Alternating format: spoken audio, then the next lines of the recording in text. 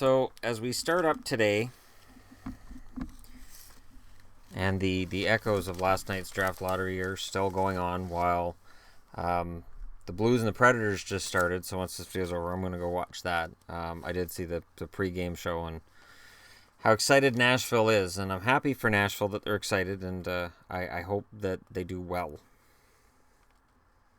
Because I said they'd win at 6. So they kind of have to win today, or else that prediction is going to start looking kind of bad.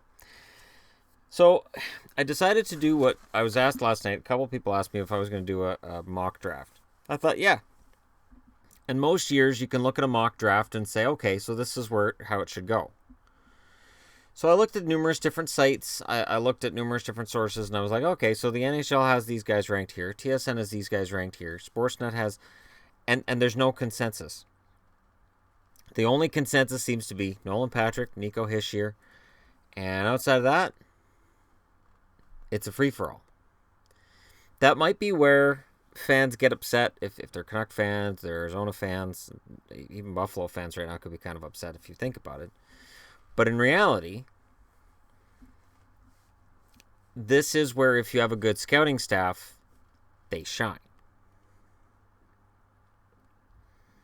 Good scouts find good players in drafts like this one, where there are a couple of guys who should very well be very good NHL forwards, and then you have a bunch of guys that you just don't know. So I thought, well, yeah, I'll do a mock draft. It's not easy. Because, I look at it and I'm like, well, wait, now I'm snubbing this guy. Well, if I'm looking at just in terms of the teams involved. So when I did it, I said, okay, New Jersey grabs Nolan Patrick first. Both Steve and James Patrick have roots in New York. And it's kind of a local story for Jersey if Nolan Patrick does well. So that makes sense. Nico Hischier goes to Philly because Philly has a varied and diverse group in terms of nationalities. They've never shown any kind of issue with a guy with a weird name. I'm just kidding. But Nico fits the whole Philly dynamic. At 3, I have Dallas grabbing Miro Heiskanen because they need help on the blue line. He's European, and Dallas has done well with European defensemen in the past. And I look at Klingberg right now as an example of how Dallas is able to make the best of later draft picks, and they're willing to work with Euros as well. And every club is, but some clubs seem to be more adept at it. And Dallas really, over the years, way back to when they were Minnesota, history of Stars/North Stars and Euros. At number 4, and this is where it gets really tricky, I figure Colorado grabs Cody Glass.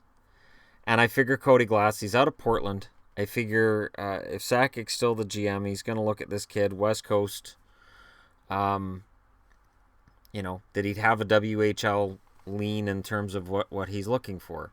At 5, I have Vancouver grabbing Timothy Liljegren, even though Liljegren's stock has dropped all year. Because Benning, I think, is still going to draft a defenseman, even though at this point, Casey Middlestead, Owen Tippett, Gabriel Velarde, these names are out there and they look like they might be good NHL forwards. I think he'll stick to the blue line. So I have Liljegren at 5. Vegas. So Vegas, I figured they're going to look for flashing scoring type forward. I figure Owen Tippett might be the... But see, Middlestead fits too. But I figure Owen Tippett to Vegas, and then Middlestead goes 7th to Arizona. And Arizona, with the fact that there's the American angle here with Middlestead. And yet, on the Canuck Army website, which has all this put together, they have Casey Middlestead at 5. It's really hard to project this draft. At 8, I have Gabriel Velarde in Buffalo. Now, I know Velarde is rated higher in most drafts, but I think he could be the guy that slides this year because in a couple of his bios that I've read, they talk about his skating. And in most drafts, if a guy drops, it's for one of two reasons. It's either his size or it's his skating. where teams say, yeah, he looks really good, but he's small. He looks really good, but his skating is And in today's NHL, skating is number one. So I think Velarde, right or wrong, drops to 8 to Buffalo. At 9, I'm going to butcher this, but I'm going to go through it anyways. Out of the AJHL, I have Cale Maker going to Detroit. He's a defenseman. Detroit's just in rebuild mode at this point, and I figure Detroit takes a defenseman. At 10, I have Florida taking Michael Rasmussen, who's a big kid, center/left wing, big kid. And I think Florida's going to be looking for that kind of a presence in their lineup, and that's why I figure they go that way. LA, I figure, gets Martin Necas, or Necas? I'm thinking Necas. He's a center. They need skill up front desperately. And if he can skate, then all the more reason for them to draft him if he's a good skater. At 12, I have Carolina drafting Elias Pettersson, Swedish winger. I think Carolina's good on the blue line. I think with the addition of Scott Darling, I think they're fine in net. So they just add another forward. Winnipeg, I have drafting Elias Anderson, center/right winger, out of Sweden as well. Winnipeg, I think they would probably take a defenseman depending on their preference, but again, I think best player available is going to roll the day, and that's probably where it goes. And before anybody says anything, I have Klim Kostin going 14th to Tampa, as I continue to butcher names. And Tampa picks him, and he falls to 14 to Tampa because KHL. KHL, again, is, I think, going to become kind of a persona non grata, don't touch these guys kind of thing. But it's Tampa, it's Steve Yzerman, and because of guys like Kucherov, I think he's going to take that chance. And this could be, again, one of those situations where we look back 5 years from now and go, wow, Tampa stole the draft because they're not afraid of the KHL. And then at 15, I looked through all these names, and Eli Tolvanen, Finnish forward, I figure right wing goes to New York. We can debate all day who goes where. But the only certainty seems to be that it'll be Patrick and Hischier first and second, and then after that it's a free-for-all. Absolute free-for-all after that. And that's not necessarily a bad thing. Like, just as an example of a draft recently that had this same sort of a feel, it would be 2010. The Taylor Hall, Tyler Seguin 1-2 draft. Of course, when we look back now, this is the draft where everybody got traded for the most part. But you look down the list, Eric Goodbranson went 3rd to Florida. 4th was Ryan Johansson. 5th, Nino Niederreiter went to the Islanders. Brett Connolly went 6th, ahead of Jeff Skinner. Alex Burmistrov 8th. 9, Michael Granlund. Dylan McElrath goes 10th. Jack Campbell went 11th. And Cam Fowler went 12th.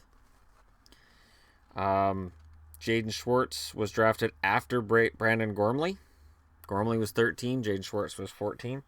Derek Forbert was 15. He didn't make the NHL full-time until this year. But he was drafted ahead of Vladimir Tarasenko. So there's that KHL thing showing up. So Tarasenko at 16. Joey Hishin at 17. Austin Watson at 18. Nick Bjugstad at 19. Bo Bennett at 20. Riley Sheehan at 21. Jared Tenorti at 22.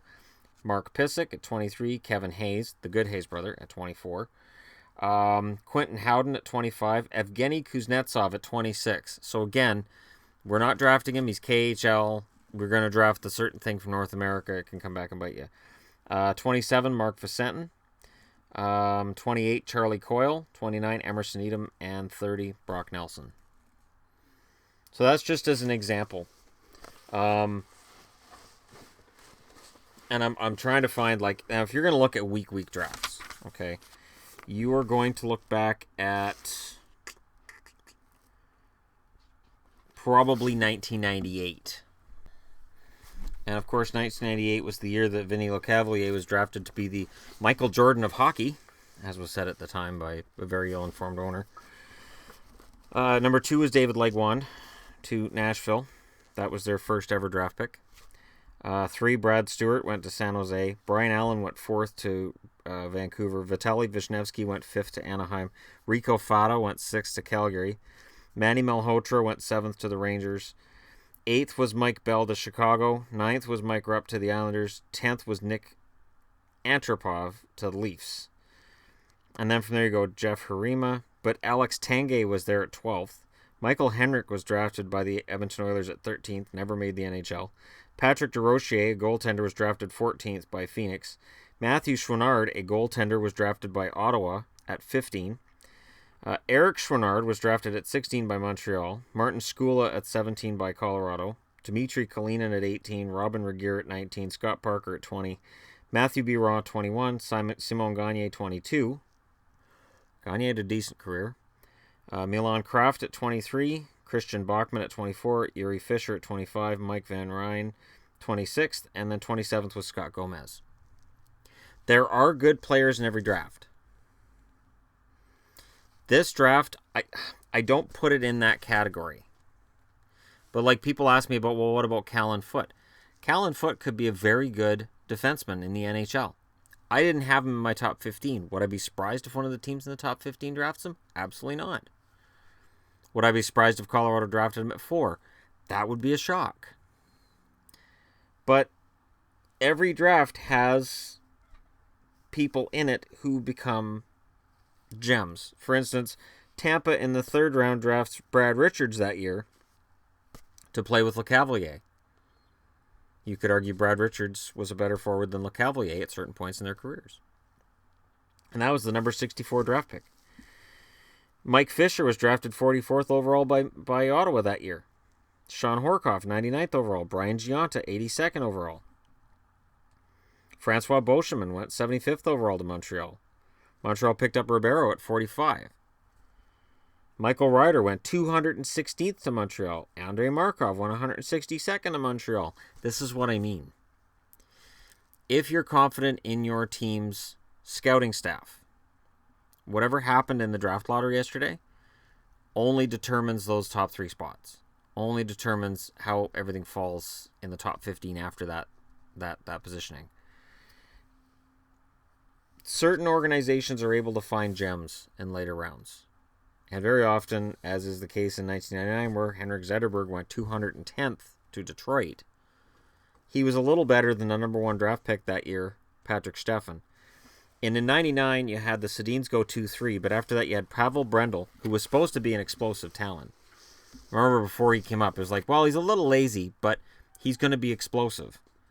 Then you had Tim Connolly, Brian Finley, Chris Beach, Taylor Pyatt, Jamie Lundmark, Branislav Metzi, Oleg Saprikin, Dennis Schwiedke, Yanni Rita, Jeff Jolson, Scott Kelman, David Tanabe, Barrett Jackman, Konstantin Koltsov, Kirill Safranov, doesn't matter, Barrett Heistin. It's Heistin. I always said Heistin. Look, there's no EIN there, Shannon. Nick Boynton, Maxi Moulette, Steve McCarthy, Lucas Serreta, who never played, Michael Kuleshov, Martin Havlat, Ari Ahonen, who never played, and Christian Kudrock. So that's 99. So again, you have gems in there, and Brian Burke went into that draft saying, I'm taking both Sedins, and I'm doing whatever I have to do to get them. And he moved heaven and earth to get them. This draft has that same feeling. I really believe that some GM is going to go to Philly, make them an amazing deal, and walk out with Nico Hischier. Or, potentially, Vegas moves up to number 1. So, I figure I've done my mock draft. I want to hear your mock drafts, too. This is not me saying, oh, I know better than everybody else, or, oh, I'm snubbing this guy because whatever. I'm just going based on stuff I've been reading. And again, I've read, too, that the Velarde's worked on his skating during the year and it's better. But once you have that stigma that your skating's not very good, it is really hard to lose it with scouts, and then especially with GMs. Because skating is everything in the league right now. It's as if they draft guys and go, well, their hands aren't very good, but they're great skaters, so we can train them to be good forwards. And you and I both know that's really difficult. That if you draft a guy who's really fast but not necessarily really good with his hands, it's really hard to teach a guy to be skillful. But it seems like skating has become so important now because of teams like the Penguins, who had tremendous success with speed. It's overwhelming the size thing. So when all these big brutes were getting drafted to be the next Lucic, the next Neely, that seems to have fallen away now. I just don't. I find it kind of weird, I guess, that there's this mentality that, okay, these guys are big, so now we have to be like them. Oh wait, no, now we have to be those guys. I'm old enough to remember, like, when everybody was trying to mimic the Islanders, then the Oilers, then the Penguins. For a while there, people were trying to mimic the Ducks after 2007. Like, oh, that's the way you win. You intimidate teams. And I remember coming into liking hockey at the end of Montreal's dynasty, and after Philly had done what they did, and the idea that you could just be skillful like the Oilers and win games in the regular season was fine, but playoffs, there's no way you'll win in the playoffs with that kind of hockey. That's not playoff hockey. So the game continues to evolve. And in terms of who is going to come out of this draft looking smart, it's going to be the one that takes the player that they know is going to be really good and other teams are kind of pushing aside. It could be that I'm wrong about Velarde could go number 3. Dallas could look and say, Velarde, we saw the report on his skating. We think it's overblown, and we'll take him at number 3. Tippett could go number 3. Tippett could go number 7. This draft is so wide open. Absolutely a wide open draft. So I'm interested to hear what you guys have to say. Don't forget to like and subscribe if you're browsing your way through.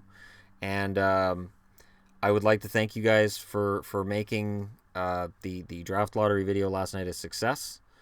I knew that was a big thing, and the next big thing we're going to be doing here is going to be the actual draft in June. But in between now and then, you've got a Stanley Cup presentation after conference championships, and when we get into conference championships, all of that stuff, there's a lot of stuff that's going to be coming up. I know I didn't do a prediction video yesterday. I was so into this draft thing, and this is such big news right now that I want to, sort of wrap that up with a bow, and then we can put that aside. We can get back into the draft later. I'm done talking about the draft for now. This is it for now. That conversation can continue once the playoffs are either further along or a trade takes place. So let's say Vegas moves up to 1. We absolutely will sit down and talk about it. I also had people asking why I didn't talk about Pajot.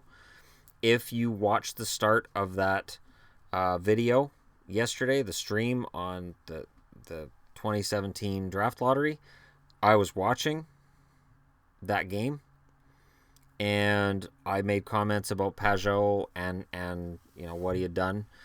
And yeah, he's had a hat trick before, but it's very unusual to see him score in bunches like that. That game from where he scored a hat trick before, I believe that was 2013. So this is not, it's 4 years apart. This isn't something that happens a lot with Pajot. He's a very hard-working forward. He's a very good forward. I didn't do a video on that because I believe I had already done, by the time I went to bed last night, 5 videos yesterday. So, I could have done 6 probably if I tried to do one in my sleep. But while I could touch on it today, I don't know why I just did that. Would you stop that? I could touch on it today, but for now, this is the draft. And let me know what you guys think. Thank you very much for watching.